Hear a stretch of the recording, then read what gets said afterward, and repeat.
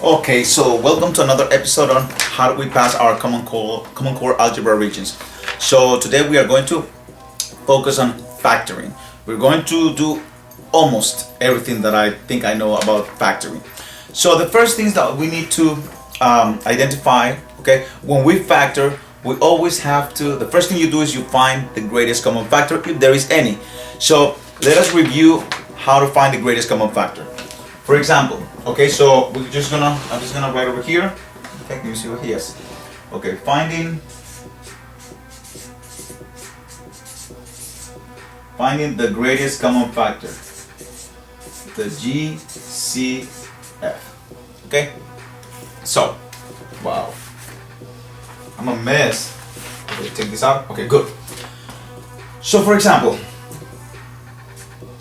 oh, by the way, what is the greatest common factor? The greatest common factor is the largest, okay, number that is divisible, okay, by every single term on a polynomial, on an expression that has letters and numbers. For example, 9x, right? Let me see if I can actually zoom in, and then I'll just go like, okay, better like that.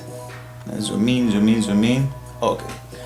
So if I have 9x plus, let's say, plus 45, and they ask me, factor this expression.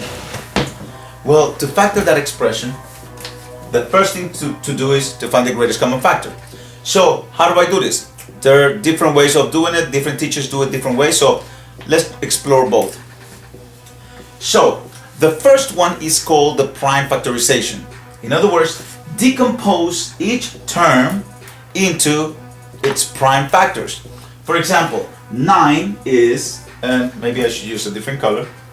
Okay, 9 is the same thing as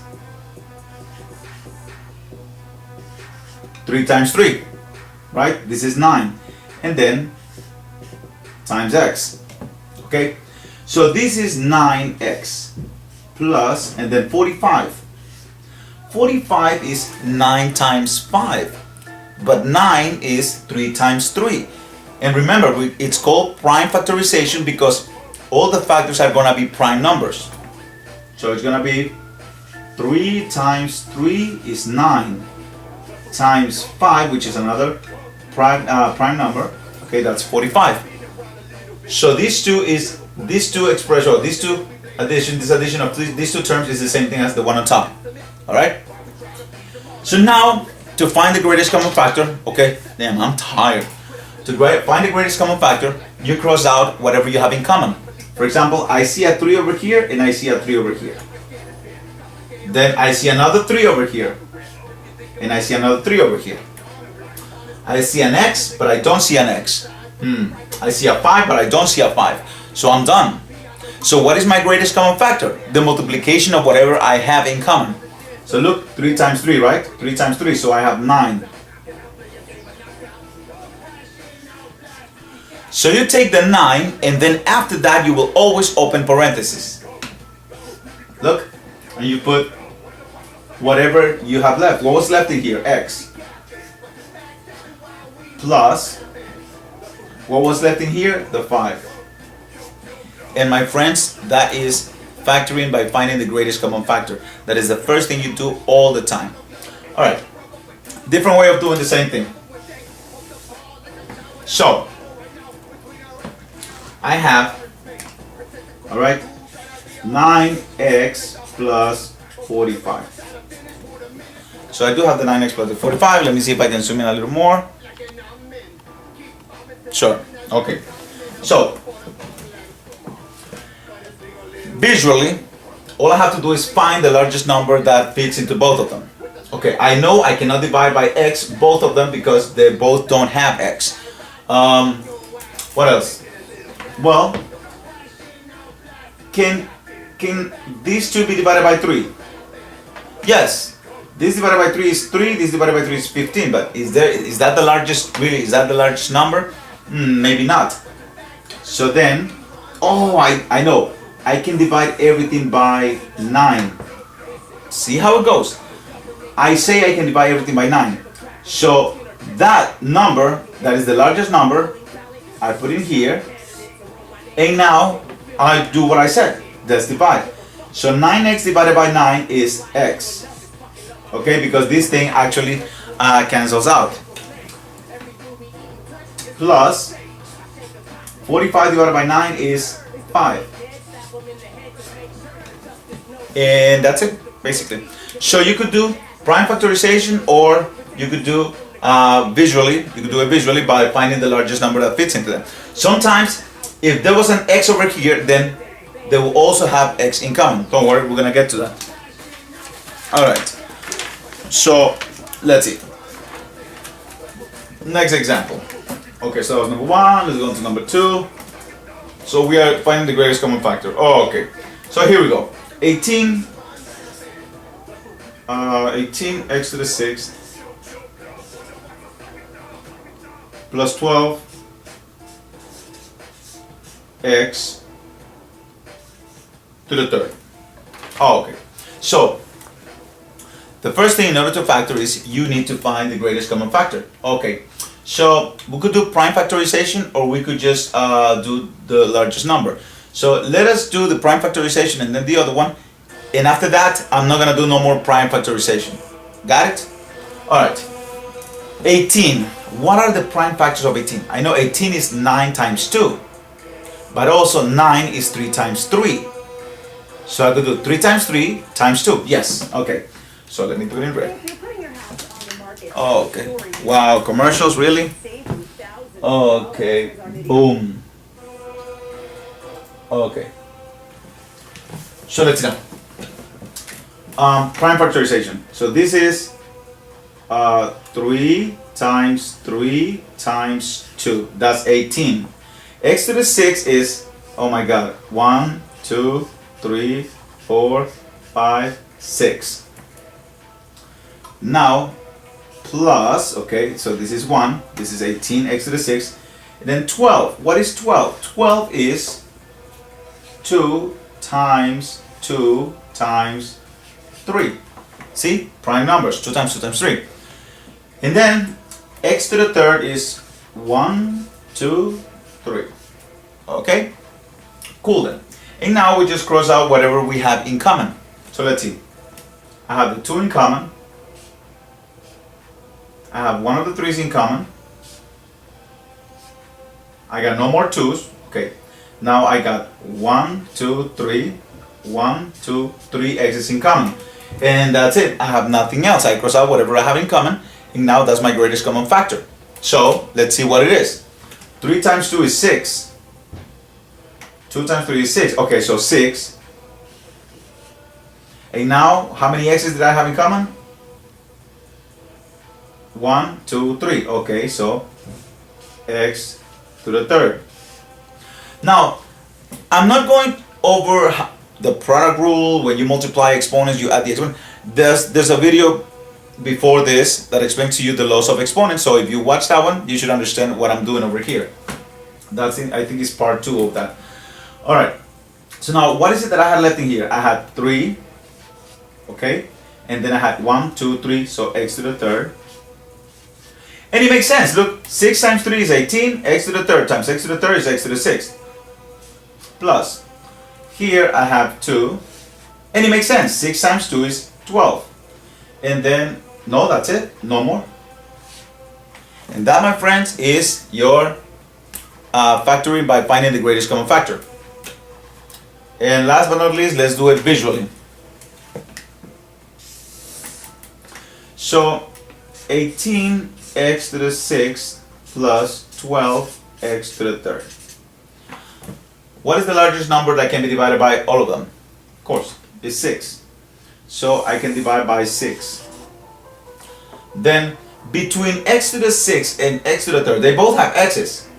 But where am I going to run out of x's first? I'm going to run out of x's over here.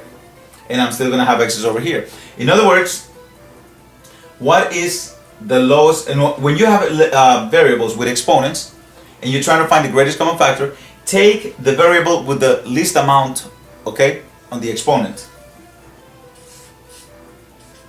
Given the fact that they have it in common. Okay then. So now all I gotta do is whatever I divided by, that's my greatest common factor,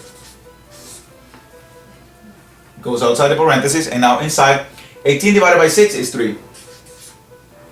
X to the 6 divided by x to the third is x to the 6 minus 3. So 6 minus 3 is 3. So that is x to the third. 12 divided by 6 is 2.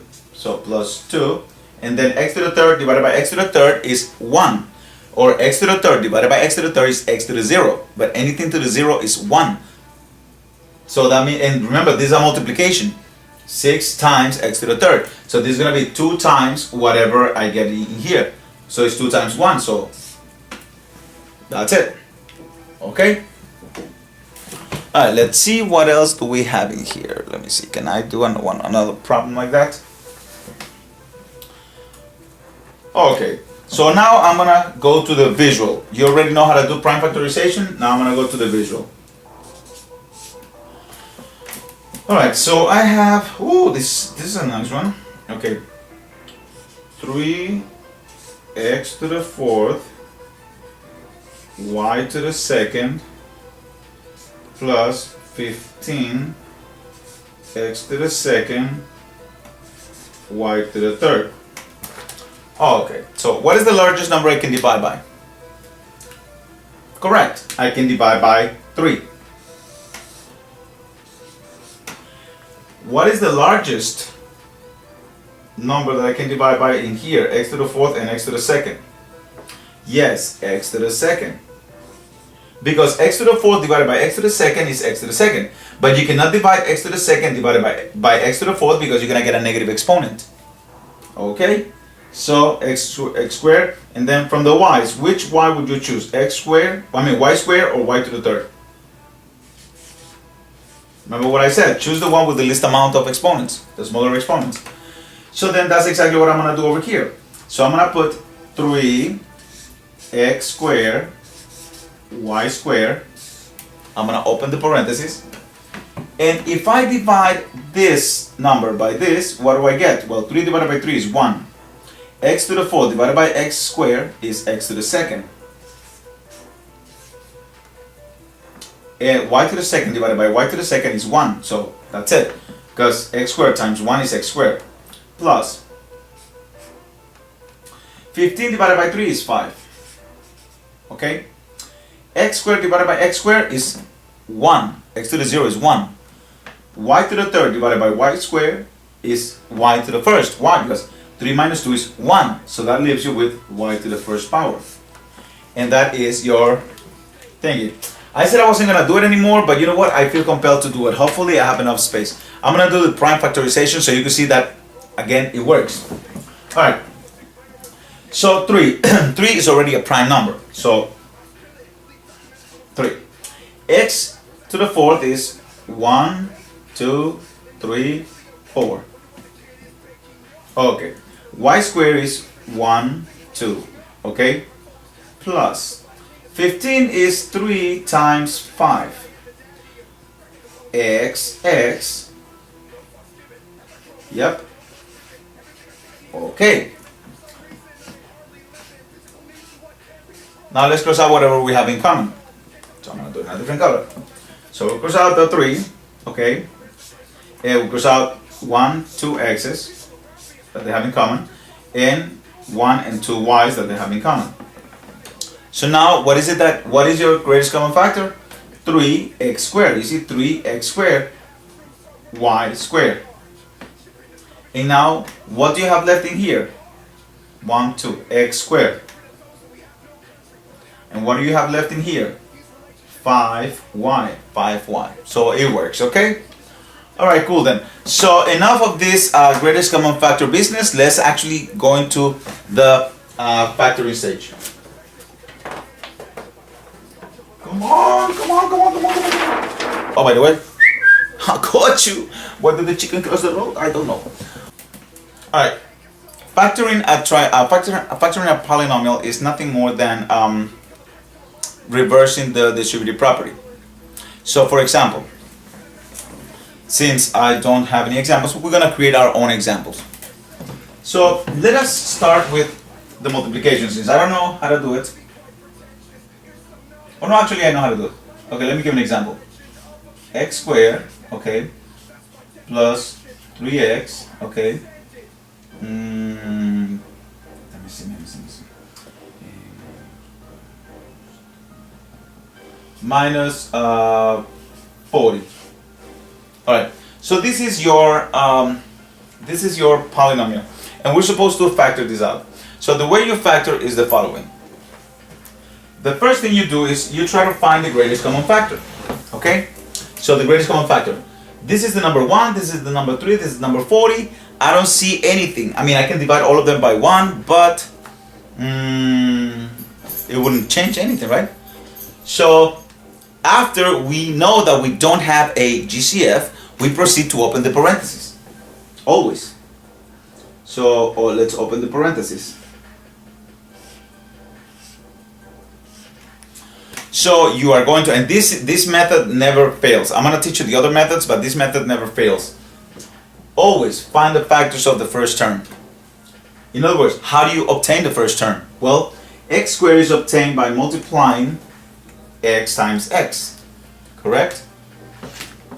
So x times x. Alright. And then 40. 40 can be obtained by, what are the factors of 40? 10 and 4. Okay, let's try 10 and 4 so I can show you when you make a mistake or when you don't. So 10 and 40. 10 and 4, sorry. 10 and 4. 10 times 4 is 40. Okay. So I got x squared and I got the 40. Now I need a positive 3x in the middle. Well, how do I get the number in the middle? You could call it connect the extremes and connect the middle terms, or do a smiley face. I really don't care how you do it, but this is how you obtain the middle term. Okay? So here I would get 4x. Here I would get 10x. So I have 4x and I have 10x. Is it possible for me, by doing any type of addition or subtraction, whatever, to obtain 3? Let's see. 4 minus 10 is negative 6. 4 plus 10 is 14. No way. So that means that these are not the factors that I am looking for. Yes, they're factors of 40, but they're not the factors I'm looking for. So let's do another one. So then what we're going to do is we're going to try x. Okay, once again, x. But this time we're going to try two different factors. We're going to try, how about 8 and 5? 8 times 5 is 40. Okay? And now, the thing is this. We know we're going to get x squared. We know we're going to get 40. The idea is to get the 3. So then let's see. By doing the smiley face, what do I get on top? 5x. What do I get in the bottom? 8x. Or you could have put the 5 here or the 8 here. It really doesn't matter because you still have to do this. Alright, so let's see now. Is there any way I can get positive 3x from these two numbers? Yeah, Bex, make the 8 positive and the 5 negative. 8 minus 5 is 3. Man. So then make the 8 positive and make the 5 negative. Oh my God, you got it. And the final test is to multiply the numbers again. Look. 8 times negative 5 is negative 40.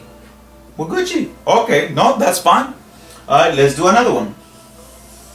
Okay, so let's do the next one. It's gonna take too long. Okay, b squared, okay, plus 8b plus 7. I'm gonna go a little faster so I don't waste your time. Alright, so we're gonna basically factor. The first thing that you gotta do is try to see if you can find a greatest common factor. If not, then we open the parentheses. Nothing, right? So even if you do prime factorization, you're not gonna find a greatest common factor. Yes, I can always divide by 1, but that is out of the question. So let's see now. And this time we're gonna try to be more correct. Alright, so factors of b squared, b and b. Factors of 7. 7 is a prime number, so it's not like we have many choices. So it's 7 and 1. Yes? Okay, and now, what is this? 1b, right? And what is this? 7b, right? How can I get positive 8 out of 1b and 7b? Make both of them positive, right? Okay. Remember, this is what gets you the middle term. Before you put any signs, you have to basically do that. Okay. So that's it. And if you want to check, all you have to do is use the distributive property. B times B is B squared. B times 1 is 1B. 7 times B is 7B. That is 8B when you combine like terms. And 7 times 1 is 7. Nice. Next one. All right. N squared minus 11n. N squared minus 11n. Okay. Plus 10. Okay. So let's see now. Greatest common factor. I'm telling you, none. So now I'm gonna open the parentheses. Okay. Factors of n squared. Factors of 10. 10 and 1. 5 and 2. Now, if you try 5 and 2, you're gonna have 5n and 2n. Let me try 10 and 11. I mean 10 and 1 because I already tried 5 and 2 and it didn't work. So 10 and 1. I do the smiley face to see if it works. Okay, smiley, smiley. All right. So what do I get on top? 1x. I mean 1n. What do I get in the bottom? 10n. All right. So now, can I get negative 11n out of these two numbers? Yes, make them both negatives and add them up. And now, let the ultimate check. We multiply them again to see if we still have the last term. Negative 10 times negative 1, positive 10. Boom. Check.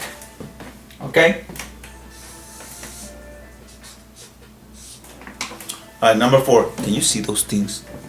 Okay, number 4. Let's see now.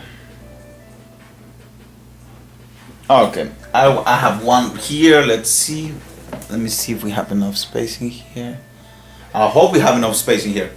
Because this one is kind of like, ooh, okay, 2p squared. Okay, plus 2p minus 4. Oh, okay. So the first thing is, do I have a greatest common factor? Well, I don't know. Do we? Remember, we said 1 is out of the question. So, oh my god, yes, look. They can all be divided by 2. And that's it, that's about it. So, I hope you remember how to find the greatest common factor because I don't have enough space to be doing all that. In this case, I'm going to try. So, I notice that I can divide all of them by 2. If you don't believe me, then do the prime factorization and start canceling out whatever they have in common and you'll see that 2 is the greatest common factor. Okay, so I'm going to take the 2 out, open the parentheses, and see what I get. So this divided by 2 is p squared. This divided by 2 is just p. This divided by 2 is nothing more than negative 2. So I'm done finding the greatest common factor. Doesn't mean that I'm done factoring. Now I have an expression of 3 terms inside the parentheses. I want to find out if they can be factored. So guess what? Alright, so the 2 is not going to go and stays there. But for this one, we're going to follow the same procedure that we've been following for the others. We're going to open the parentheses. So let's see now. Factors of p squared. P and p. Factors of negative 2. Well, factors of 2. Let's just say factors of 2. 2 is a prime number, so I'm just going to write it down because that's the only way I can get 2. 2 times 1. Alright, so what do I get on top? I get 1p. What do I get in the bottom? 2p. Okay?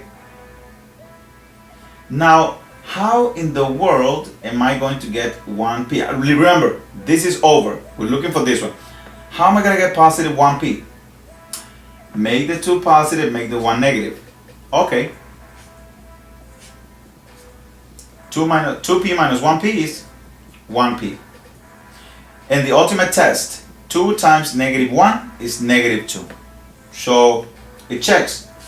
This is your answer. I hope you are understanding. I'm trying to do the best I can in teaching you how to factor. Okay. So now we're going to move on to a different type of factoring. Okay. We need to address certain issues. So let me go to the next page.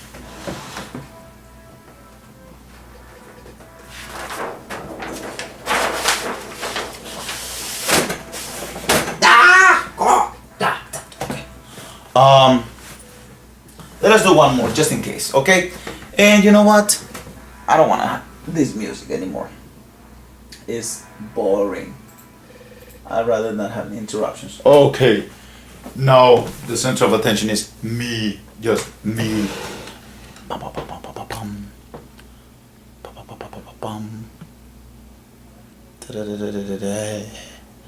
Okay, let me see. Boom. Yes. Okay. So one more. That's it. One last one, and we move on to the next topic. Okay. So look, I have 5b squared. Okay, minus 30b. All right, plus 40. Okay, cool. So now I need to factor this out. In order for me to factor, I need to see if I have a greatest common factor. Well, I do. If you don't understand what I'm doing, then you're gonna have to go back to rewind the video and see how to find it. Right now, I said I was just gonna focus on the visual aspect of this. So I'm going to take out the 5 because I know that I can divide everything by 5. I cannot divide everything by b because this doesn't have a b, so open parenthesis. If I divide this by 5, I get b squared.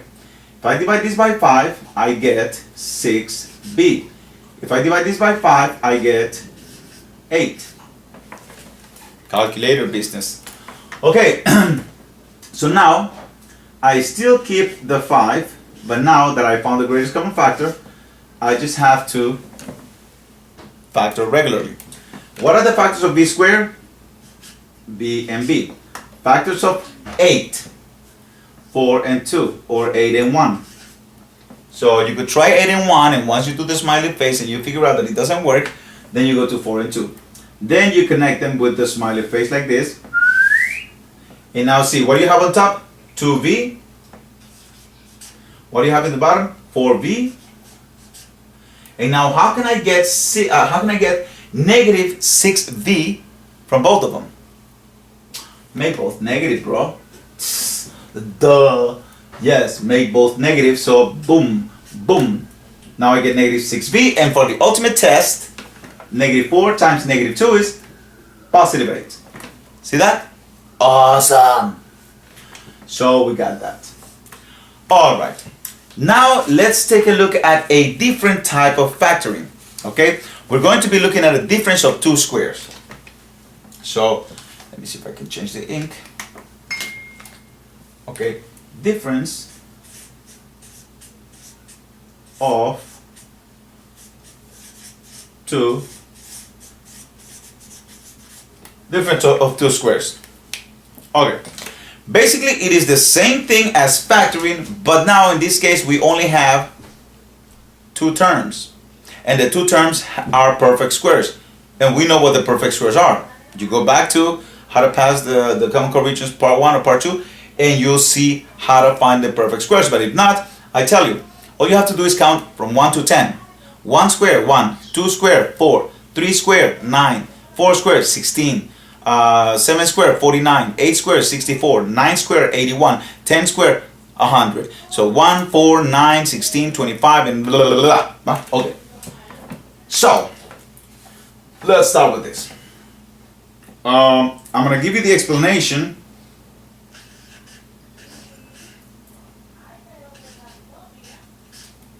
of y, it's called the difference of two squares. And y is the same process. Look, I'm going to factor this into the following. Take the square root of this term. That's 3x, right? Take the square root of this term. What is the square root of 1? Right. Now remember, the multiplication, this is the last term. The multiplication of this one has to be negative. So how can I get negative out of here? Plus and minus, or minus and plus. So that's basically the difference of two squares. That's how you factor it. Okay, yeah, but what about the other examples? Well, you have to understand, you have to realize whether or not the number is a perfect square or not. Any variable raised to the even number, 2, 4, 6, it's a perfect square. Like for example, what is the square root of x squared? X, because x times x is x squared. What is the square root of x to the fourth? X squared, because x squared times x squared is x to the fourth. What is the square root of x to the sixth? Well, that's x to the third, because x to the third times x to the third is x to the sixth. In other words, just divide the exponent by 2 and you get it. Alright, let me give you the explanation of why this works. Every polynomial has a degree. Degree right here is the exponent, the leading exponent. The leading coefficient is 9, the exponent is 2. This is the degree. Well, everything goes in order. And if it doesn't have the next of kin, you have to make it up. 9x squared. Notice that if you have something to the second power, you must have something to the first power. But here you don't. So what you do is you create it. See? 0x to the first power.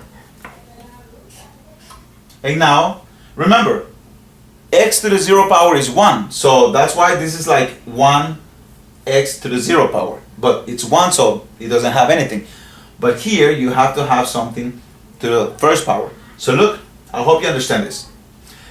And now that we're back to having 3 terms, then look at what's going to happen. Let's factor the same way we've always been factoring. Factors of 9, 3 and 3. Factors of x squared, x and x. Okay? And now factors of 1. Well, 1 is a prime number, so 1 and 1. Now when you do the smiley face like this, you're supposed to get a middle term of 0. Well, let's see. What do I got here? Forget about the signs, okay? Pretend I haven't put the signs yet. So 3x times 1 is 3x. 1 times 3x is 3x. So basically what do I have? I have 3x and I have 3x. How do I get a 0x?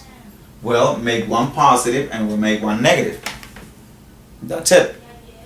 And then they're going to turn into 0x. So this and this and that and this is the same thing. But don't worry, we're going to do more until you understand how to identify whether the terms are perfect squares or not. Always keeping in mind that it's the same thing as that. Okay. Let's try another one. Okay. Where's the blue marker? The blue marker? Oh, it's okay. So, my fault. My God, my face. I'm ugly. Becca, you are ugly. Nah, bro. Never. Okie dokie. So let me try this. 4n squared minus 49. Okay. So let's identify something. 2 terms. By having 2 terms, I should know whether they're perfect squares or not. So let's do it. Wait. What is the first thing you're supposed to do when you're going to factor something? Find the GCF? Okay, then so why aren't you doing that? Hello, I'm a visual person. I saw it already. I can divide by 4, but I cannot. I can divide by n, but I cannot. So no greatest common factor. Psh, psh, psh. Okay, cool. So now I proceed. Are they perfect squares? I don't know. Is 4 a perfect square? Yeah. 2 times the square root of 4 is 2, so. Okay, is n a perfect square? Oh my god, square root of n squared is n. Okay. What about 49? Is that a perfect square? Oh, Jesus. Yes. Did I just see a minion? Oh, wait, hold on.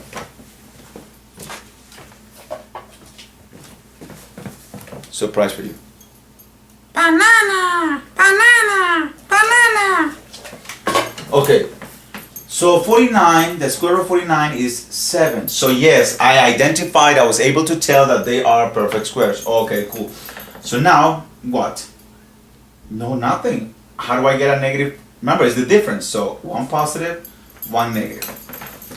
Once again, let me zoom in just a little more so you could see better. Okay, better. Now, hopefully you don't see my face anymore. Alright, so let us go again and explain this factoring using this formula again. Got it? Alright, so how would you rewrite this as a sum or difference of a polynomial in order from highest degree to lowest degree? 4n to the second power plus, there's nothing to the first power, so 0n minus 49. Okay, and now do it using the same method that we've been using before. Factors of 4. Well, you could put 4 and 1 in here. Yes, you can. But, and then you try, you do trial and error. Listen, nothing is going to be so perfect. Sometimes you make a mistake, sometimes you won't. Now you could try 4 and 1 and then you know you're going to get it wrong, then you're going to try 2 and 2. So, factors of 4, 2 and 2. Factors of n squared, n and n. Okay. Factors of 49. 49 this, can only be obtained by 7 times 7. Okay. And now I do the smiley face to get the number in the middle. Remember what I want in the middle? 0n. So 14n and 14n. You have the same numbers. All you have to do is make them opposite to each other and you're done. I get it. Of course you get it. Alright then. Once again, now, from now on, now that you understand that these are the same, that this difference can be rewritten as this, and you can factor the same way all the time, then let's move on and let's not waste any more time. Okay. Kobe, what are you doing here? Move. Jesus Christ. You want to see what he's doing there? Look, can I move this over here? Look what he's doing. See that? Now I can remove the chair. Crazy dog. Anyways, so let us do some more problems. Okay, we got you with that? Yes. Okay. Hopefully I'll get more. Alright, so let's do one more. Let's do more. No, let's do a lot more. Okay, so let's try this one. Alright, 36k square minus 1. So I know that this is the difference of two squares because I can tell. I know what numbers have a perfect square root or not. So, and it's only two terms. Remember, sometimes you might only get two terms and it's not the difference of two squares. You might just have to find the greatest common factor and you're done. In this case, that's not the case. So 6k, okay, plus 1 minus 1. See that? Okay, I'm gonna go a little faster now. Man, I wish I had the answers for these things. Okay, let's do this one. 180 m squared minus 5. Okay, so I know that 180 doesn't have a perfect square root. That makes it difficult. So how am I gonna do this? What did I say? Every time you're gonna factor, find the greatest common factor. Yes or not? Yeah. Okay then, so any number that ends in 0 or in 5 can be divisible by 5. And you have a 5 here. That means that the greatest common factor, okay, all you have to do is divide by 5. They both don't have m in common, so you cannot do m. So then what's up? Nothing, that's all you gotta do. Okay then, so 5 is the greatest common factor, and I have to open the parentheses. Alright then, so what is 180 divided by 5?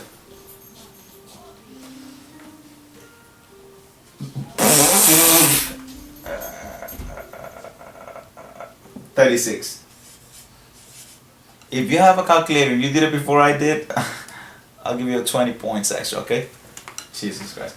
Alright, so 36m squared, and then of course, when you divide by this, you get minus 1. Alright then, guess what? This problem and this problem are the same, different letters. So now all I gotta do is factor the regular way. So, okay, so we know that we have a greatest common factor of 5. We're gonna open the parentheses, okay? And now, factors of, not factors, we know this is a difference of 2 squares. So, the square root of this number is 6m. And the square root of 1 is 1. Make sense? Now, if you wanted to rewrite this, remember you could have always rewritten as this one right here, plus 0m to the first power or whatever. Okay then. Let's continue with the difference of 2 squares. And I'm not going to be on the video any longer. I'm going to disappear and start using my beautiful pen and pencil. Alright. Sunday coffee, nice. Yeah, you think it's like 6 o'clock in the morning, right? Nah, it's like 2 o'clock in the afternoon or 3. Oh, okay. Where was I? Oh man. Alright. Difference of 2 squares. Now I gotta go up. Cool. So, let's see. Which one we're gonna do now? Okay, let's do.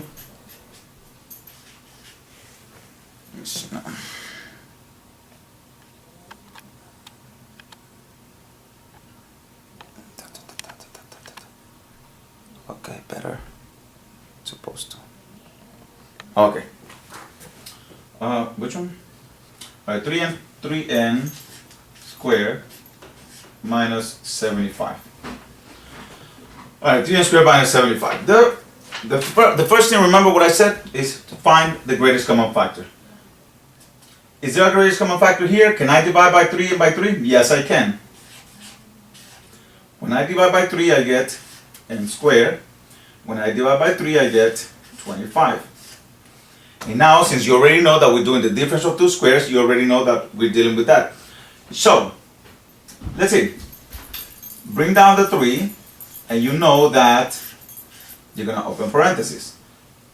Okay, so factors of n squared or square root of n squared, 25. Make sense? Alright, let's do another one. I hope you're copying fast, or you're understanding fast. Alright, a squared minus 25b to the second power. Let's see what's up.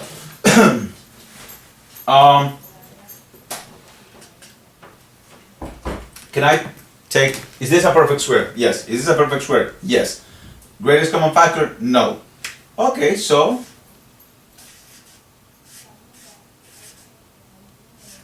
listen, if you want to try it yourself, don't wait for me to finish the problem. You do it yourself. Alright, perfect square? Yes.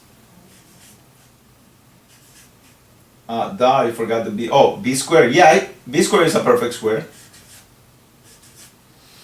Okay. 2 terms, so make one positive, make one negative. We're Gucci. Next.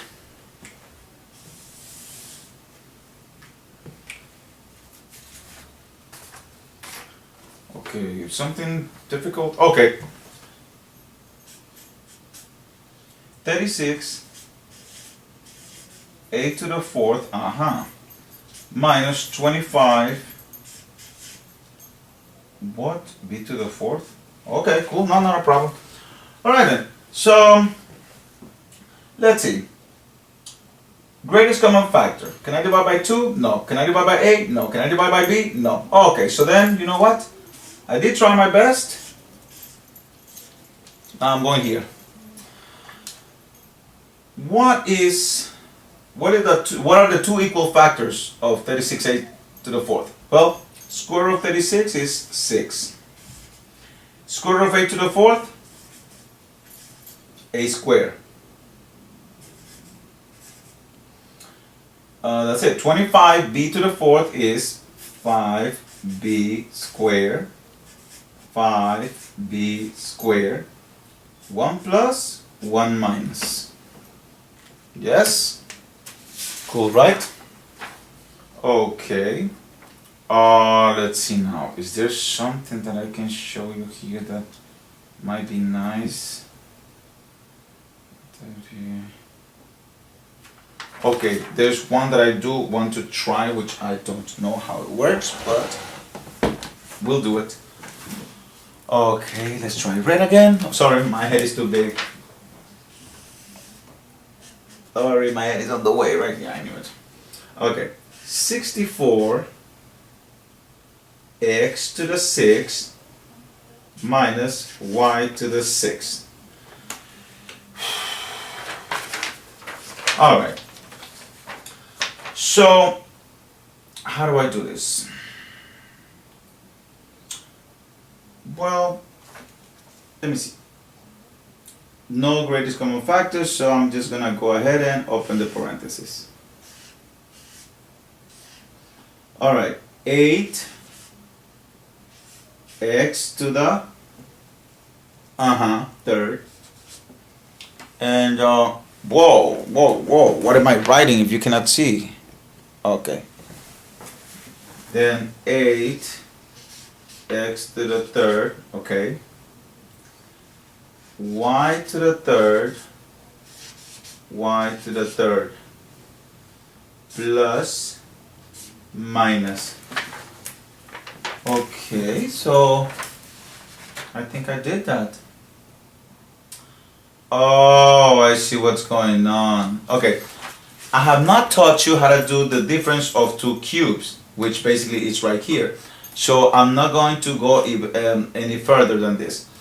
But since I'm being asked to do so, no, I'm not gonna do it. I will do that at a later time. Alright, so I think this should suffice for the difference of two squares, okay? So now we're going to move on to something else. We know how to factor trinomials, we know how to do the difference of two squares. Now we are going to do hopefully perfect square trinomials. What in the world is that, Becker? That's basically when the factoring is the same for all of them. What do you mean? Wait, can I do this? Kobe, get off of me. What do you want? What do you want? Okay, fine. You want to be on camera? Okay. Kobe. So, well, we're going to take the square root of yeah. Okay, goodbye. Yeah, too much clownness. Factoring polynomials. Let me see. More practice problems. Blah. Let me see now. Where's common factor? Where is the thingy that I had? The AC method. Factoring the squares. AC method. You see, and that's what I love about this, that I cannot find the paper when I need it. Oh. Oh, okay, found it, I think. Okay, so look, this is the most important topic of them all. It's going to serve you in common core algebra, common core geometry, and all that. All right. So the first thing I'm going to do is we're going to start expanding binomials. Okay, bear with me. So we're just going to expand binomials. So, and please, if you are my students, copy the problem. Expanding. Okay. Expanding binomials. Oh gosh. For example, let's start with the first one. Okay, x plus 5 to the second power. X plus 5 to the second power. Let me see, I need a marker. X plus 5 to the second power is the same thing as x plus 5 times x plus 5. Okay? And now, I'm only going to do a couple of problems. I'm not going to do all of them because you already know how to use the distributive property. But if you are to come up with the answer here, well, x times x is x squared, right? So we have, let me see, can you see this? Okay. We have, no, let me actually go here. Oh, okay. Okay, because you don't need me. Alright, x times x is x squared. X times 5 is 5x. 5 times x is 5x. 5 times 5 is 25. Okay? Then your resulting polynomial is x squared plus 10x plus 25. Okay? I need you to understand something. You already know where we get the x squared from. X times x. We already know where we get the 25. 5 times 5. And you know that when you do the smiley face, okay, 5x and 5x gives you 10x. Okay? Try to understand that. How many times do you see the 5x? Twice. How many times do you see the 5 right here? Twice. How many times do you see the x? Twice. That makes a relationship. For example, remember where we come from. From here to here to here. Okay? Later on, I don't want you to be doing this 5x business. I want you to do the 10x business. So, let me go backwards, okay? Let me factor this. This is called a perfect square trinomial. Why? Because it comes from a binomial square. If you have a binomial square, okay, then you're going to end up with the perfect square trinomial. Watch.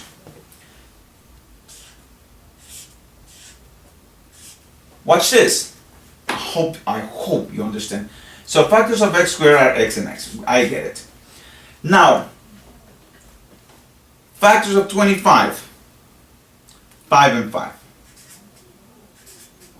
I need a positive 10x. So when you do the smiley face, you get 5x and 5x. So that's 10x. Now, look at the relationship between this binomial and this binomial.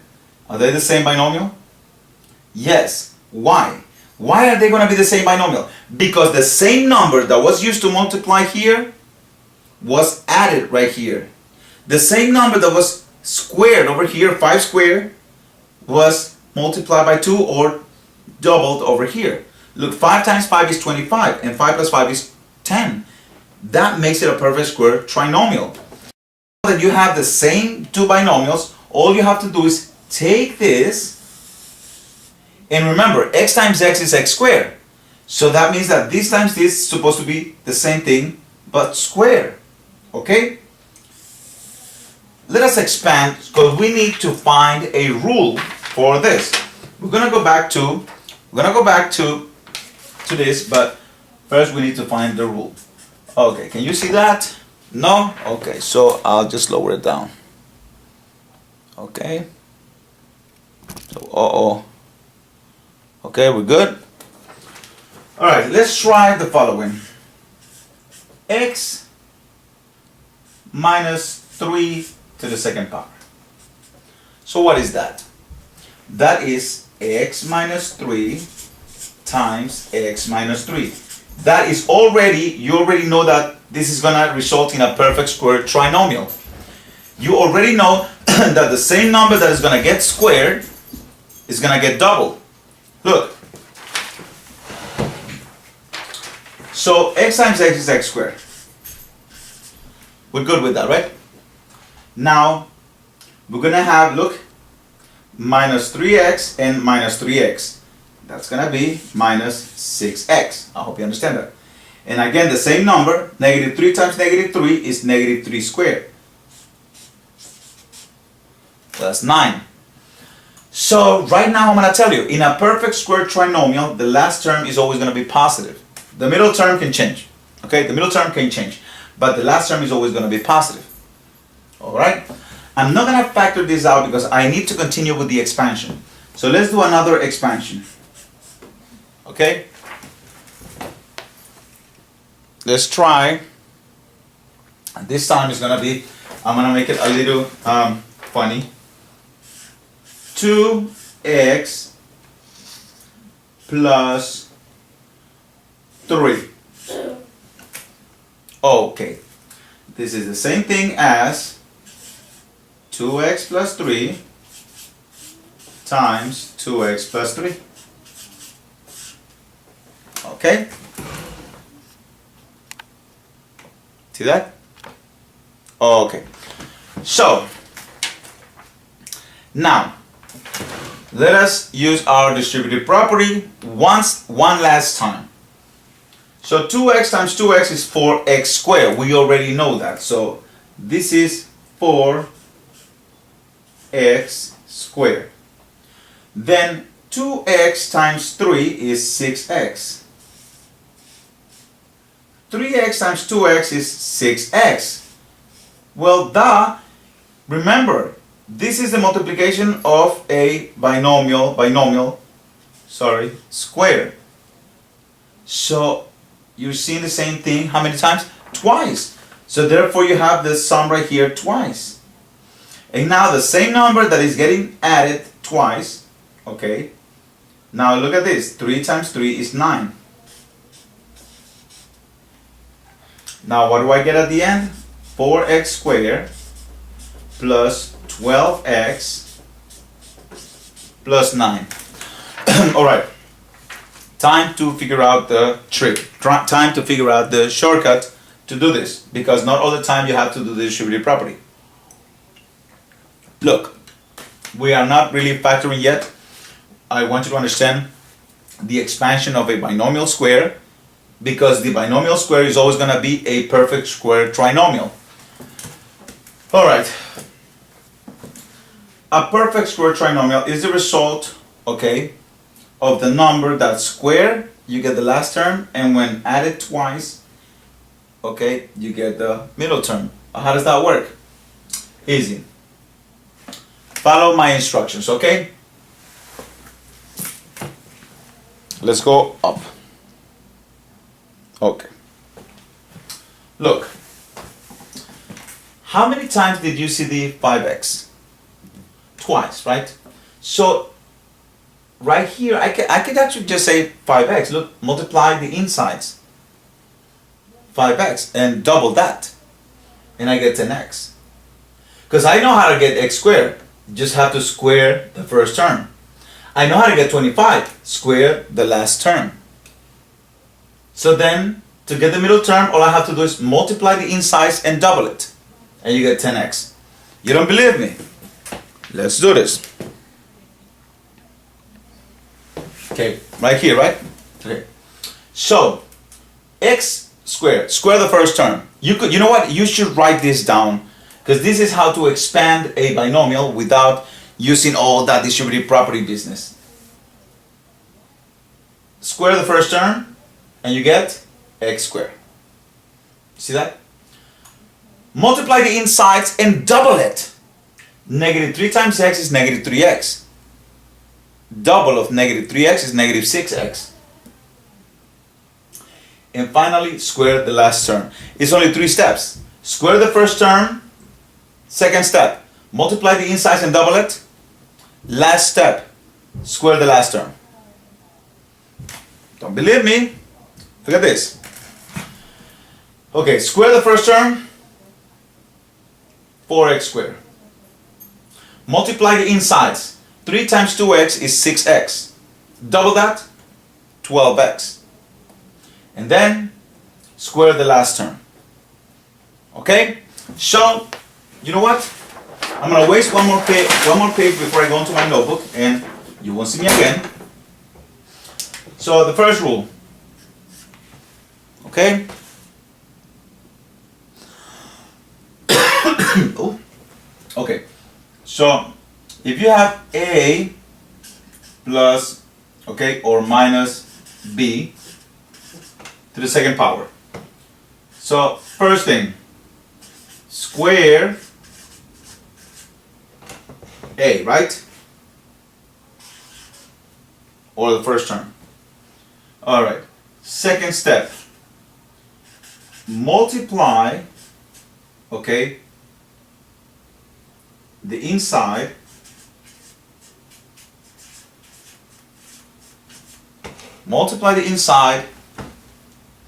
and double it.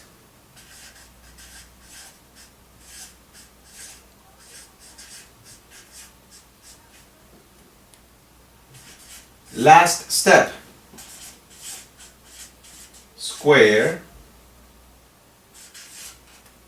the b. It always works. I didn't want to write square the second term, but you understand that's okay? So now let's try a couple of difficult ones. Okay? So let's see now. You see this? You see this? Okay. 4x plus 5 squared. Remember, this is expansion, okay? So 4x plus 5 and then square. So this is the last time we use the distributive property, and then after that we're just gonna follow these 3 steps, okay?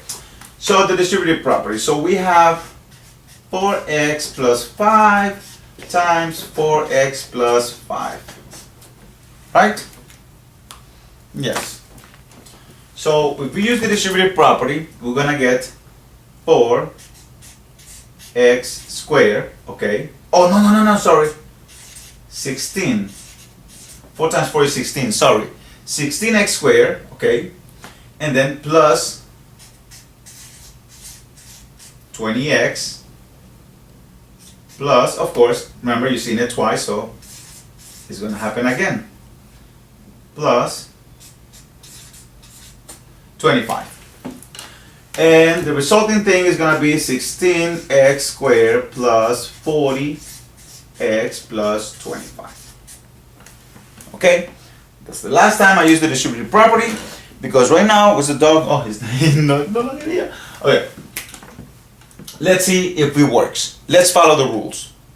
Remember, it only works when you have the binomial square. Alright, so let's see now. 4x. So it says square the first term. 4 squared, 16. X squared, x squared.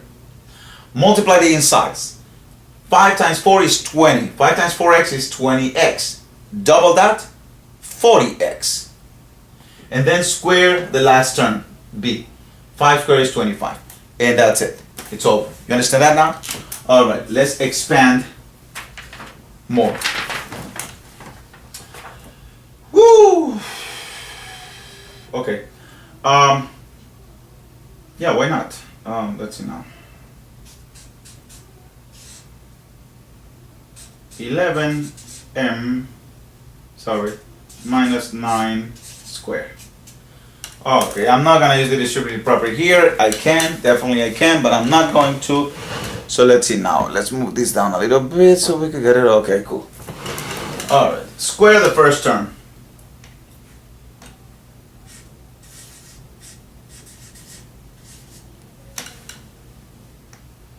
Now, multiply the insides and double it. 11 times 9 is 99.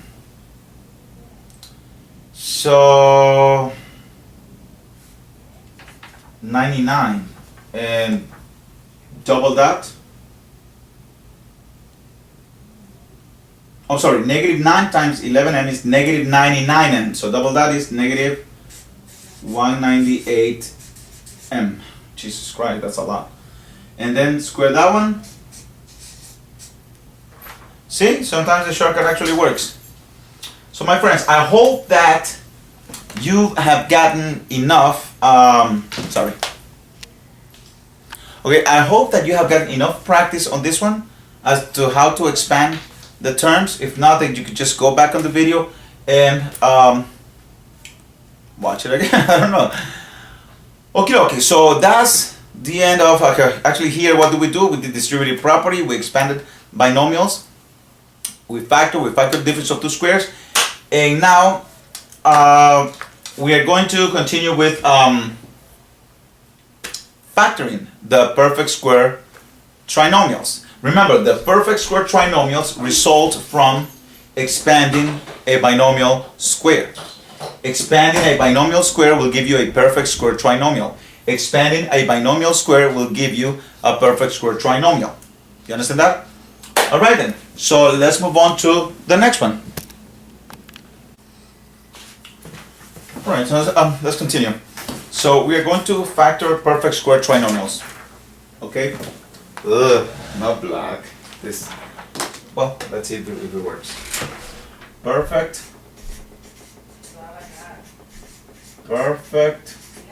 square trinomials. Okay, so that's what we're going to be doing. Let me zoom in. Okay, that should be enough to zoom in. Okay. Alright, so let's factor the first one. So we have 16x squared plus 40x plus 25. Alright, we did this before with the expansion of binomials, but now we're not expanding binomials, we are basically factoring trinomials. So the first thing we're going to do is we're going to, well, what's the first thing that we should do when we're going to factor? We have to see if there is a GCF. Now I checked already, I cannot divide any of the three terms by a single large number, so there is none. So then my next step is to factor. Now, this is how you should recognize if this is a perfect square trinomial. First, you know what? Maybe I need to zoom in a little more. Okay, that should be more than enough. The first thing we do is the following. Alright, so we factor the first term. Alright, notice that the first term will have a square root. So this is going to be 4x. Okay, so I identified that one. Yes, this is a perfect square trinomial because that's the topic, but I'm showing you how to identify it. So this will have a square root. The last one will also have a square root. Okay? And it will have a plus sign. So that's something that I just figured out. I really don't know. Usually I factor by trial and error, but since I learned how to do this, alright. So now, this is what happens. You should notice that if the number happens twice, then that should give you the middle term. So for example, what do I have here? 20x. What do I have here? 20x. I know they're both going to be positive because I need a 40x.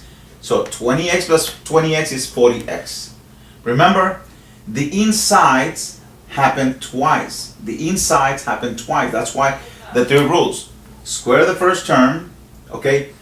Multiply the insides and double it. If I multiply this, okay, it's the same thing as if I'm multiplying this and this. Okay, I just hope you understand that. So now, when I check, it actually works out. So now I have to rewrite this in the following way. Okay? So, and that's basically, that's how you factor a perfect square trinomial. Oh, whoops, to the second power. Okay. So that's how you factor a perfect square trinomial. Okay? It's not going to be the case all the time, but practice makes perfect. So let's do another one. 121, okay, m squared minus 198 m plus 81.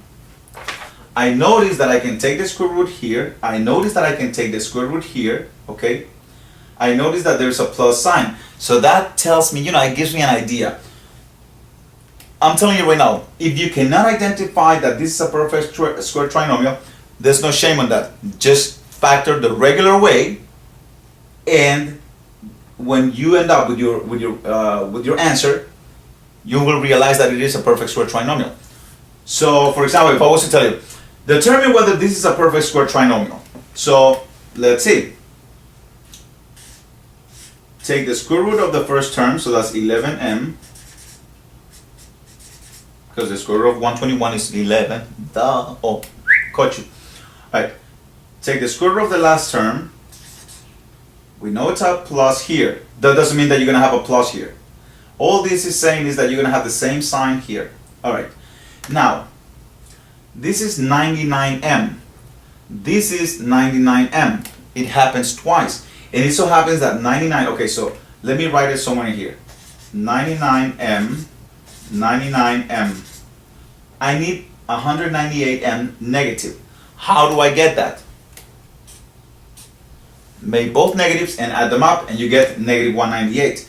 So make both negative and you get negative 198. So the ultimate test is when you multiply negative 9 times negative 9, you get positive 81. So it checks out. Not only that, that you have the same binomial repeated twice. That tells you that this is a perfect square trinomial. And then if you are asked, represent this as a single binomial square.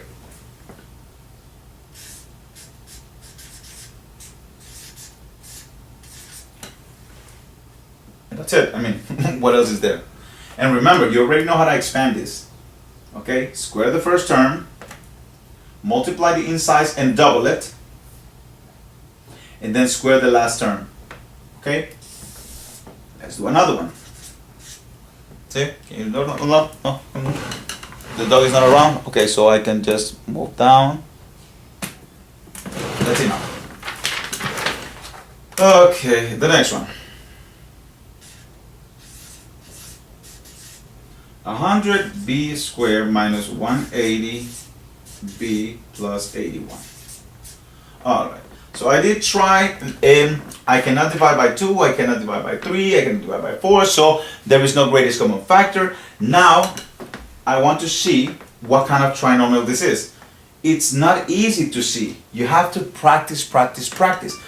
I know what kind of trinomial it is because I have enough practice. So, once again, take the square root of this one. Take the square root of this one. Okay? Remember, this is not the sign that you're going to put in here. Okay? So now, they repeat twice. Okay, I need 180. Well, this is 90, and this is 90. Can I get negative 180? Yes. Make both of them negative. Wait, there's a pattern. So this is always going to be positive in here. And this sign is the one that I'm going to be putting here. Interesting. Okay, cool then. Okay, you have that. Okay. The next one. 25n squared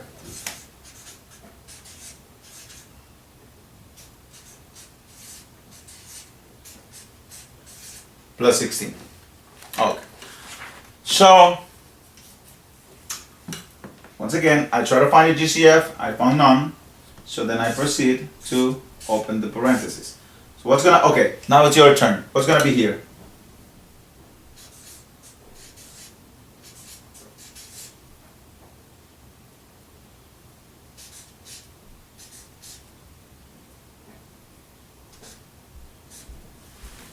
And then, when we want to represent this as a single binomial square,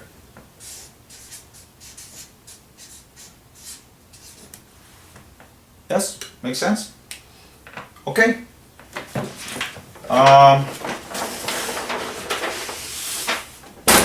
So, maybe I should do a couple more. Do you think you understand? Well, let's see now. Alright, so I'm not going to talk that much, I'm just going to do, okay?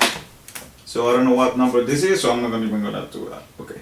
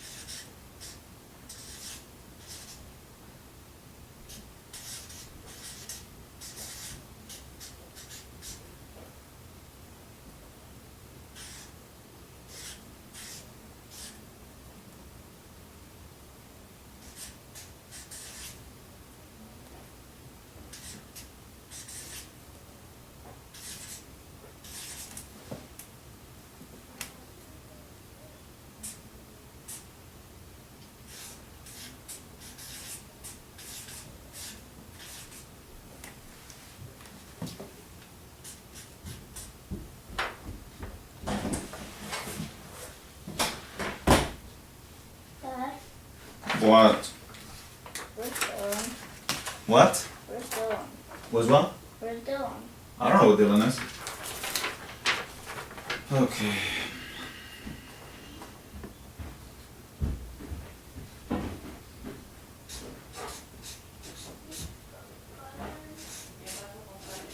Ta-dum, ta-dum, ta-dum, ta-dum, ta-dum, ta-dum, ta-dum. Whoa, whoa, whoa, whoa, whoa, whoa.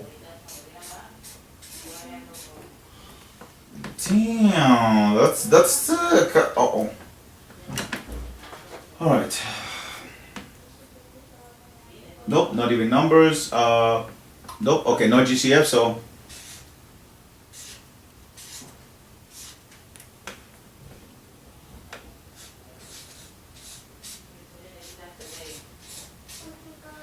yes. Okay. Now aha. See that?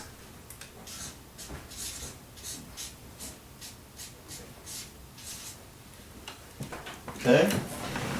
No dog around. Let's move on.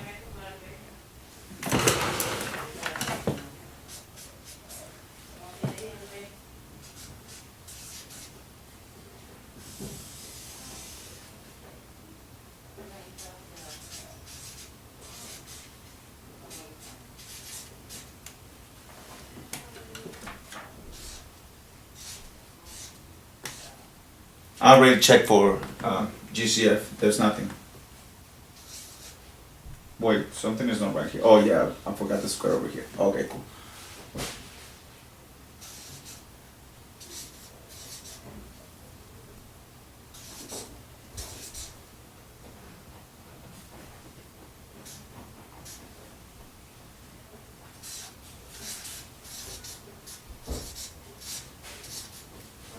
All right.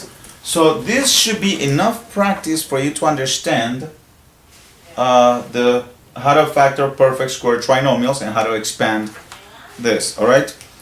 So now there is one last thing that we need to do. Okay, I need to teach you something called the AC method. So not a problem. I'll show you the AC method right now, and that should be it for factoring.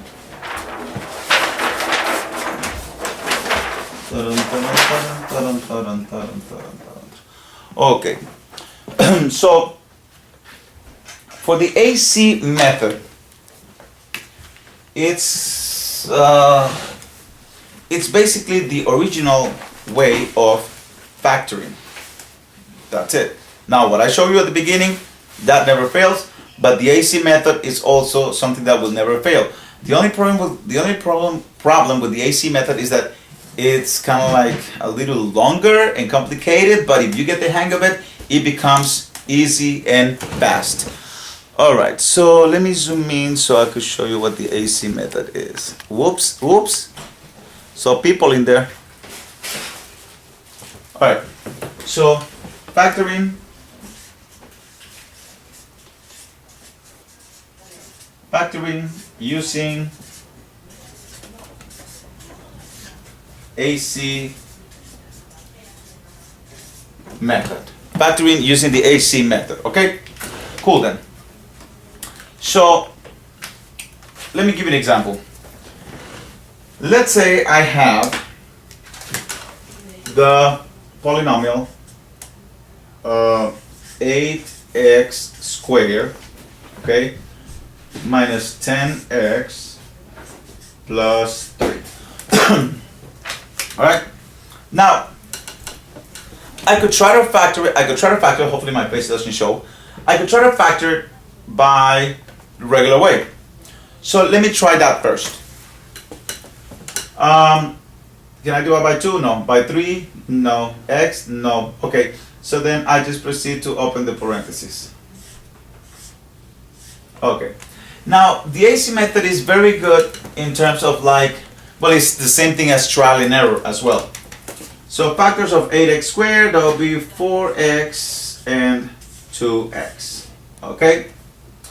Now, watch this. This is something that you must visualize now.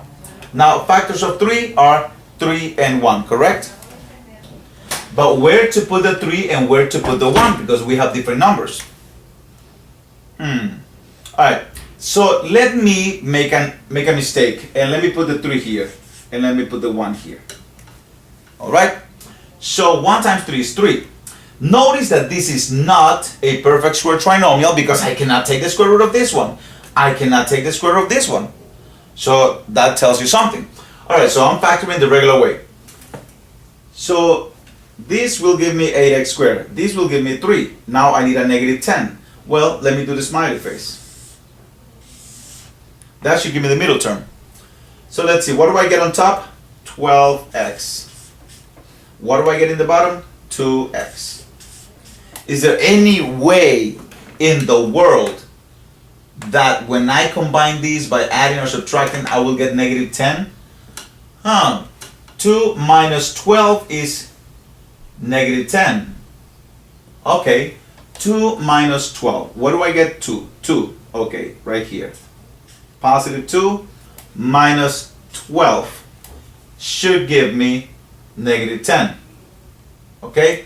Negative 12 and 2. That should give me negative 10. But remember the ultimate test. What is the ultimate test? To again multiply the terms with the signs. 1 times negative 3 is never going to give me positive 3. So what to do? Nothing. Continue until you get it right. Okay, so I'll do this. I'm going to swap the 3 and the 1. Now the 3 I'm going to put it here and the 1 I'm going to put it here. And I'm still going to do the smiley face to see what's going on. So on top I get 4x. Now let me switch to red because I don't want to get confused. So this is 4x. And this is 6x. Okay?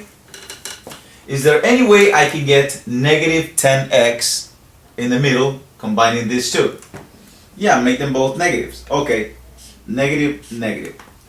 And now the ultimate test. Multiply the numbers with the signs. Negative 3 times negative 1 is positive 3. And then negative 4x and negative 6x is negative 10x. These are the right factors. These works out. So now let us introduce the AC method. Hopefully you copied. Okay. So let me have the same trinomial, okay? Let me have the same trinomial. So 8x squared minus 10x plus 3. So how the AC method works is the following. This is a quadratic expression. A quadratic expression is of the form, and I'm going to tell you this, of the form, okay, quadratic expression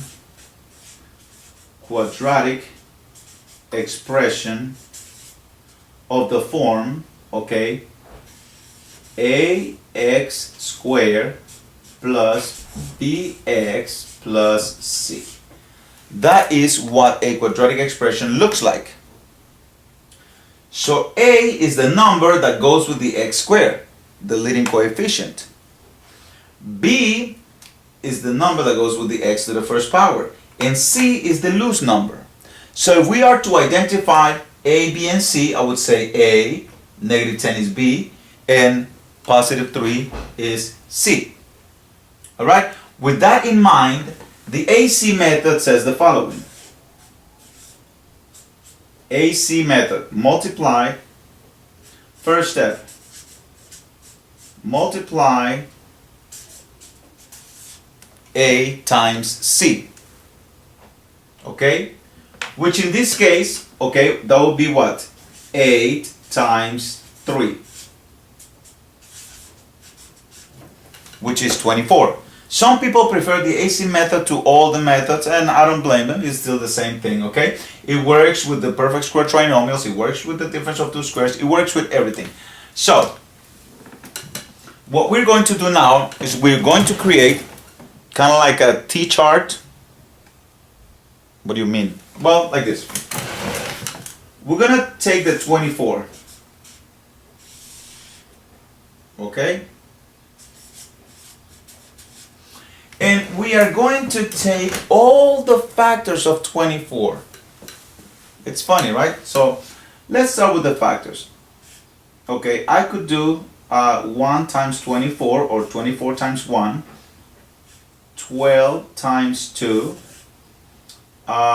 8 times 3, 6 times 4, and I think that's it. Okay, so the sum here, it's 25, 14, 24, no. The sum is 11, sorry, 8 plus 3 is 11. The sum here is 10, okay? Now, funny thing is that you don't only have positive factors, you can also have negative factors, okay? So, in other words, you can have negative 1 and negative 24. 12 and negative 12 and negative 2. Negative 8 and negative 3. Negative 6 and negative 4. Alright. So, out of all these, which ones would you choose? Remember what I need. The sum is for the middle. Okay? The multiplication, we already know what's going to happen. Okay? The multiplication, we know is going to be 24. But we're looking for something that gives you the sum of negative 10. Well, this is the only one that has a 10 here. How do I make this negative? Well, by making the 6 negative and the 4 negative.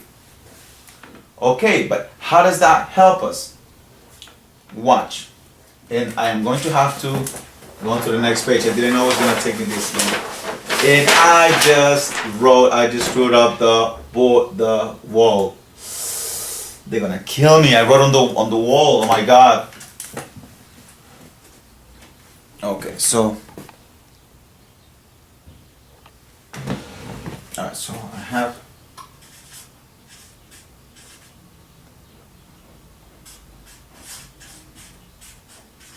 Alright, so we have the AC. AC is 24. We chose the sum of negative 6 and negative 4. Okay? So now this is what you're going to do. After you have this, you are going to write your polynomial the following way. So 8x to the second power. Okay? That's what we have here. And now instead of writing the middle term as negative 10x, you're going to write it as the sum over here. So minus 6x minus 4x, okay, that's 10x, and then plus 3. Okay? Now, you are going to group the numbers. In other words, the next step after you put the sum and you write them down, you're going to have to pair them to see which ones have a common factor or greatest common factor. So I know that 8 and 6 have a common factor. 4 and 3 don't. I know that 8 and 4 do. And I know that 6 and 3 also do. So I'm going to rewrite this as 8x squared, okay, minus 4x, see that? Minus 6x plus 3. I still have 8x squared minus 10x, go B, minus 10x plus 3. I still have my original over here. And now the AC method consists, I know it's taking a long time, but the more we do, the better we get. I'm not acquainted with this method either, so that's it. So I have, what's the greatest common factor here? 4x. I can take the 4x out. So what happens when I divide by 4x? Okay, so is this and that, right? So I get 2x, because that's 8x squared, okay? And then how do I get negative 4x? Well, minus 1. Then here, I take the common factor. What is the common factor? 3, right? So, plus, am I going to write plus? I don't remember. No, I'm not going to write plus. So, minus 3, which is the greatest common factor. Okay, and how do I get 6x? Well, 3 times 2x. Then I need a positive 3 here. I have a negative 3, so I am going to multiply by negative 1.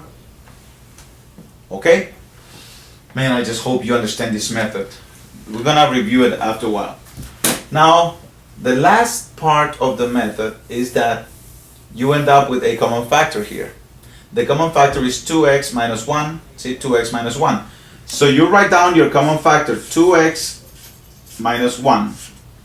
And then, on the other parenthesis, you write down whatever factors are outside. So that's 4x minus 3. See that?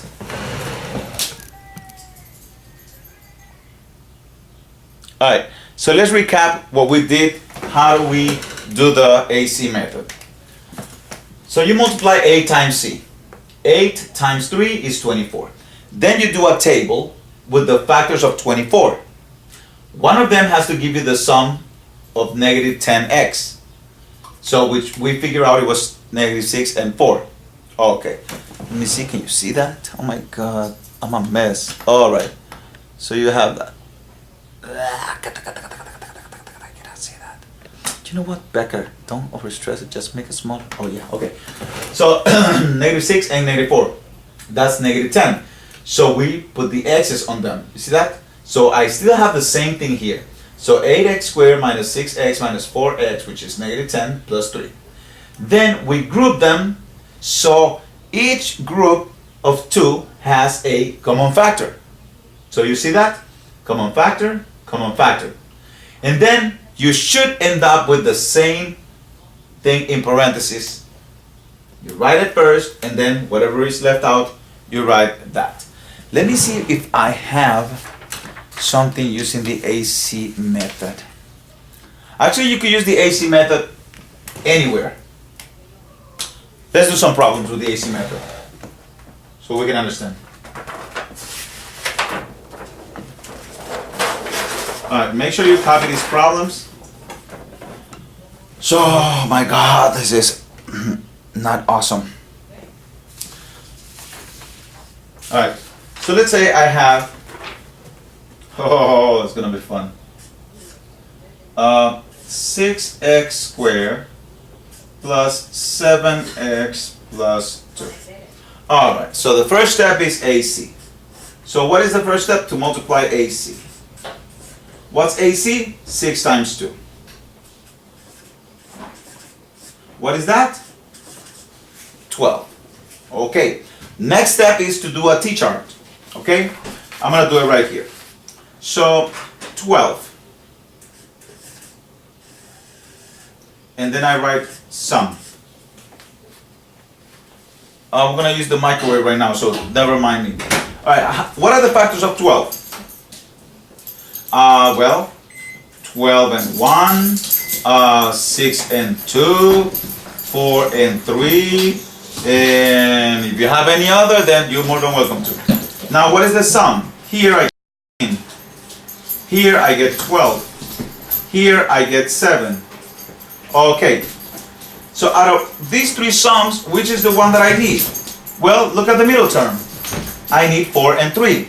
Actually, you should be learning that. This is called the AC method. 4 and 3 gives me 7. So that's exactly what I'm going to do. So the next step into factoring using the AC method is to write down your trinomial, but now with 4 terms. So you have 6x squared. And now, how do we obtain positive 7x? Make the 4 and the 3 positive. And you're going to get positive 7. Oh, that's nice. So then that will be plus. And now make, okay, 4x plus 3x. And then the last one plus 2, right? Okay. Now we are going to group them. Alright. So what do I notice? Let me see, because I don't remember what I noticed.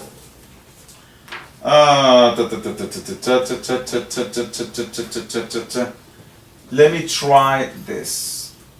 Okay, let me try grouping these two. Let's see what's going on, because listen, nothing is perfect. So what can I take out? 2x, right?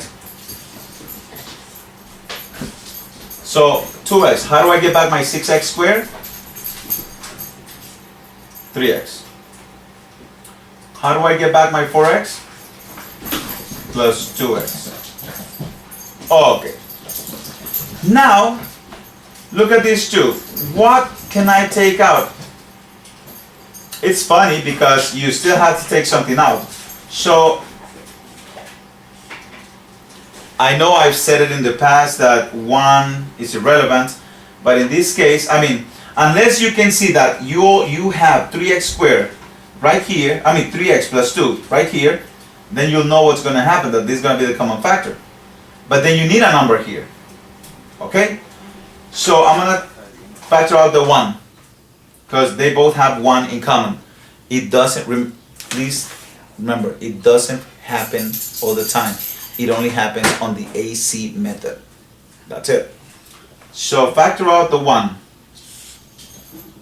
Now 1 times what is 3x? 3x. 1 times what is 2? 2.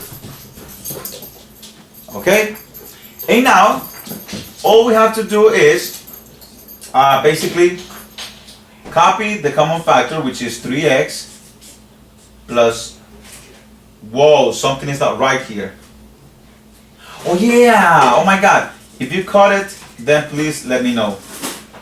2x times what is 4x? 2x times 2, not 2x times 2x. Sorry, my mistake, my bad. So 3x plus 2. Now I know that they have the same common factor.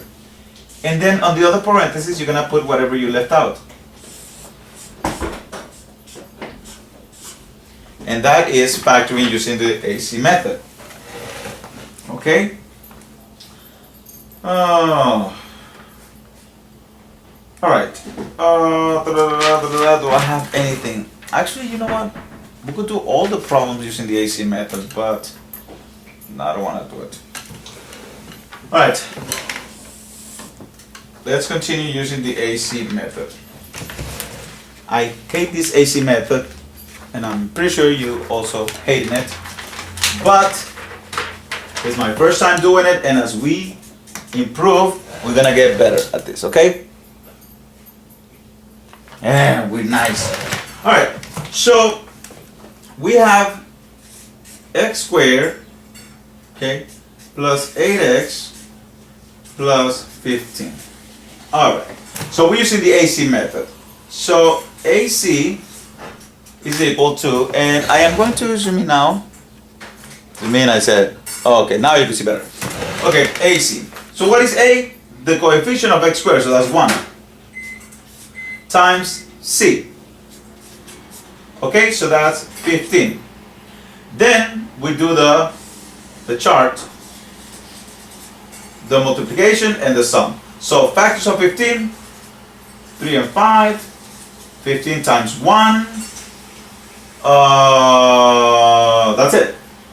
Okay, so now when I add them I get 8, when I add them I get 16. Which of these am I going to use to get the middle term? Right, I'm going to get 3 and 5. I need a positive 8x, so it's going to be positive 3, positive 5 to get positive 8. So far so good. I'm trying to make it easier by going faster. Alright, so now let's rewrite the whole thing with 4 terms. This is also called factoring by grouping. So I get x squared, and now look, plus 3x plus 5x plus 15. Alright, so which of these would you like to group together? Well, let's see.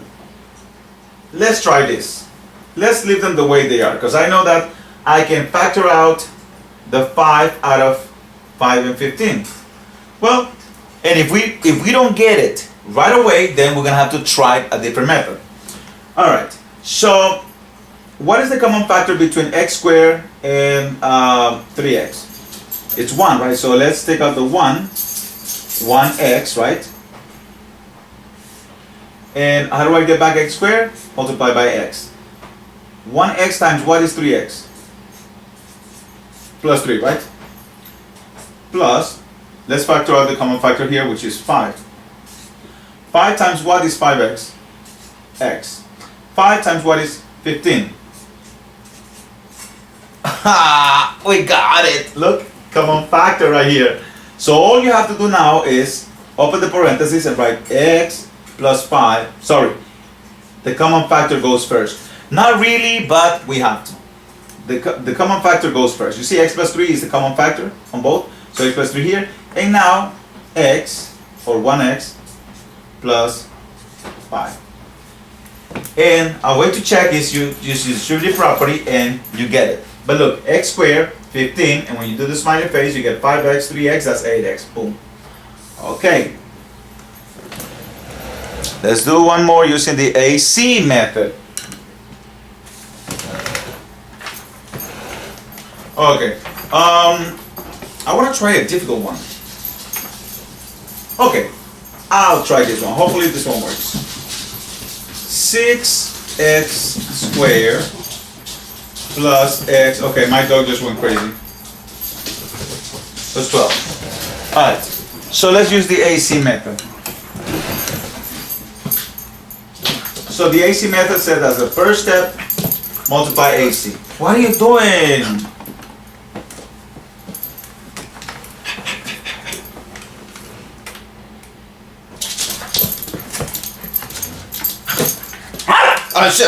Oh my god. Jesus Christ. Okay, my bad. Alright, AC method.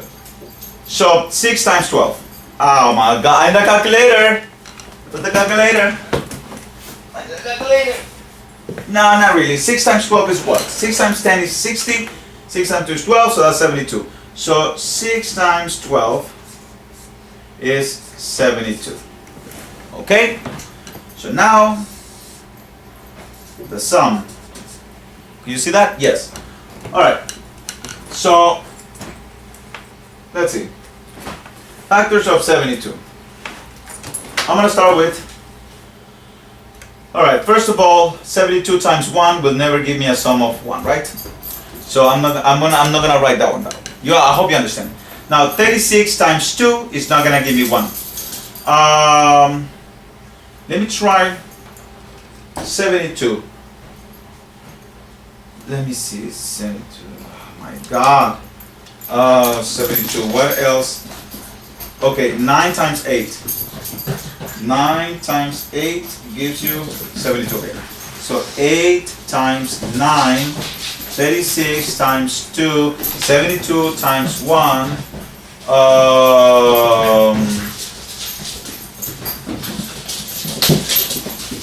72 times 6, okay, 6 and 12, of course. Okay, so that's as far as I'm gonna go because I already got my answer right here. All right, so the sum here is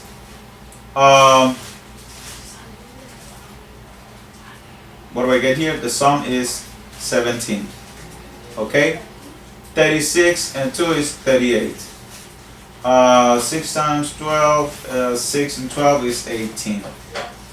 Okay, I need a sum of,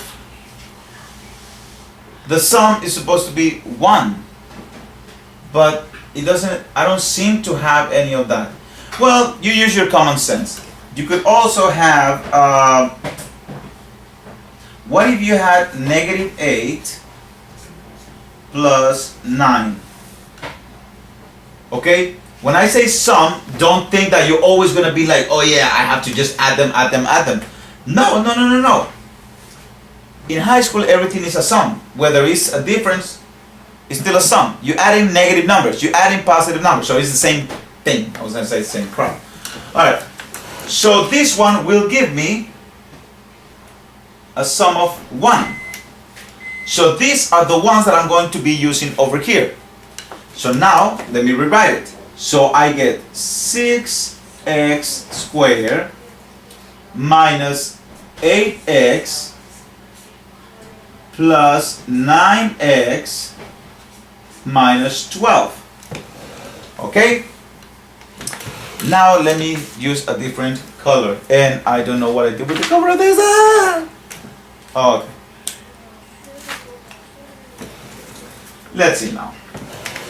Let's factor out the greatest common factor out of each. Let's do grouping. Let's see if it works by grouping.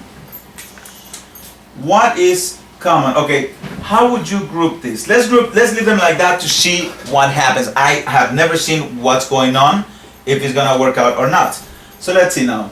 I'm gonna take out the greatest common factor here, so that's gonna be a 2x.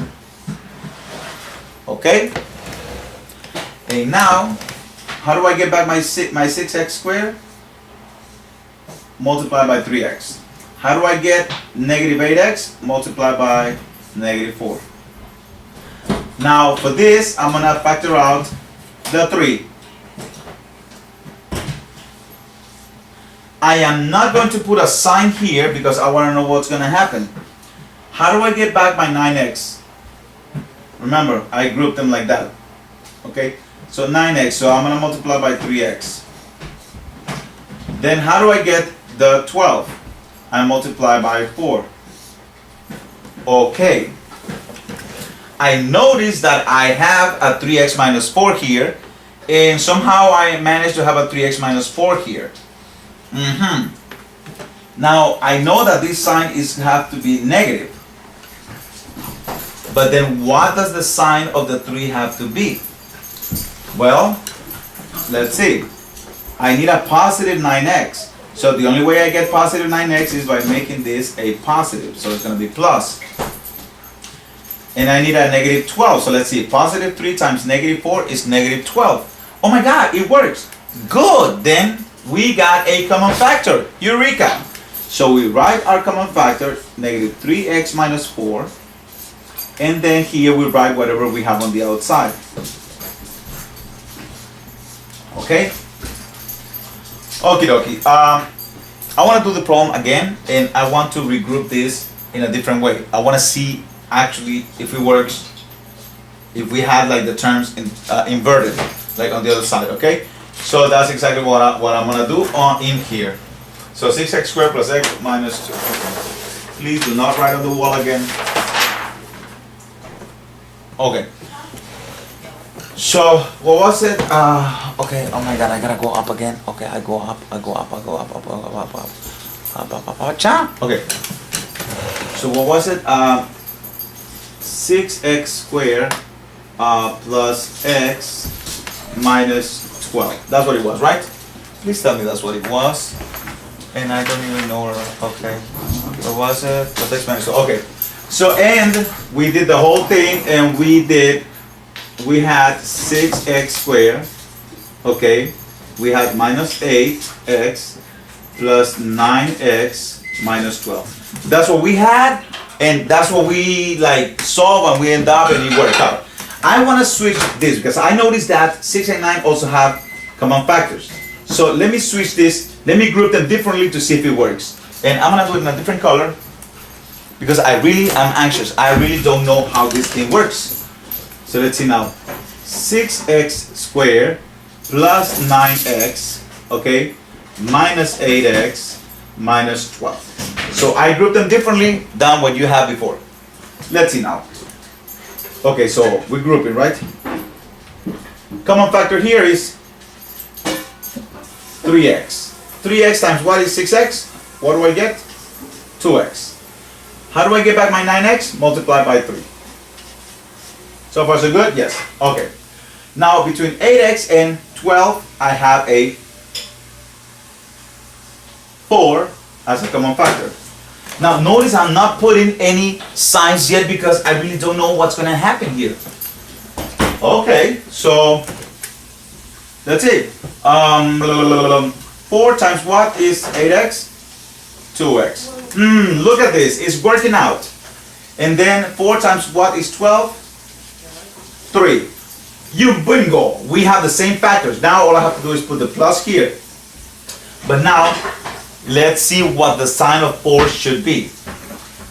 I need a negative 8x, and I have a positive 8x. I cannot make the 2 negative because this is a positive. So that means I have to make the 4 negative. Okay, that's my way of doing it. I really don't know any other way of doing it. I hope it makes sense. So now negative 4 times 2x is negative 8x. Negative 4 times 3 is negative 12. Oh my God. And now common factor. 2x plus 3. And on the other parenthesis, 3x minus 4. Okay. Alright. Just for the fun of it, I want to know something. Remember when we were doing the difference of two squares? Well, I want to try using the AC method doing the difference of two squares. So let's say I have, alright, let me try this one. Okay, using the AC method for the difference of two squares. Oh my God, dots. Difference of two squares, dots. Okay, I like that. Alright, so let's have the problem. 9x squared minus 1. So I know it's a difference of two squares because I can take the square root of this one and I can take the square root of this one. But using the AC method calls for having, I think, 3 terms. So let me turn this into 3 terms. So that's 9x squared plus 0x minus 1. That should work fine, right? Okay, so let's do AC method. So AC. What's A times C? That's 9 times 1. Okay? Which is 9. Or actually 9 times negative 1, but I'm not going to get into that. So 9 is the product, right? Now I'm going to put some over here. So 9 is 9 times 1, 3 times 3, correct? And from now on, I'm going to do either sum or difference. Yeah, sum or difference. Because I'm getting tired of just saying sum. So if I add them, I get 10. If I subtract them, I get 8. If I add them, I get 9, I get 6. If I subtract them, I get 0. What do I need in the middle? I need 0x. So which of these factors will give me 0 in the middle? This one right here, correct? Oh my God. Barely see. Boom. Sorry. Okay. This one right here will give me 0, right? If I make one positive and one negative, or negative and positive. Remember, when they say sum, it doesn't have to be adding. It could be subtracting, okay? So 0. Okay, so then I'm going to rewrite my whole trinomial. Okay, remember, the AC has to have 3 terms, at least, I think, or at most, or I don't know. But 3 terms. So I'm going to rewrite it. So I have 9x squared plus 3x minus 3x minus 1. Okay? And now I'm going to factor out the common factor. Because I'm grouping, remember? Okay? How do I get back 3x? Plus 1. And now here, okay, on these two, the greatest common factor, well, I really don't have any other choice. Remember what I said about the AC method? That is the only method that allows you to actually have a greatest common factor of 1. Notice I'm not putting any signs here yet. So I factor out the 1. 1 times what is 3x? 3x. 1 times what is 1? 1. And guess what? Now, this is what's going to happen. The insides have to be the same, correct? Make sense? So let's see how it worked out. 1 times 3x is not negative 3x. Oh, so I have to make the 1 a negative. Let's see now. Negative 1 times 3x is negative 3x. Negative 1 times Positive 1 is negative 1. Yes, okay. So now to rewrite them. Okay, so remember the common factor here, 3x plus 1, and the outsides on the other parentheses. And my friends, I just finished using the AC method. OD, ouch. OD, you copy, blah, blah, blah, blah, blah, blah, blah, blah, blah. All right, thank you. So this was your lesson on factoring completely, like everything. I gave you enough practice. So this is the end of factoring and another episode of how do we pass our Common Core Algebra Regents OD decently mad. Nice. All right, Gucci. On the next one, we are going to solve linear equations, and then we are going to start graphing linear quadratics. We're going to, and then after that, we're going to go into the JMAP set of regions problems. Okay. All right. Bye.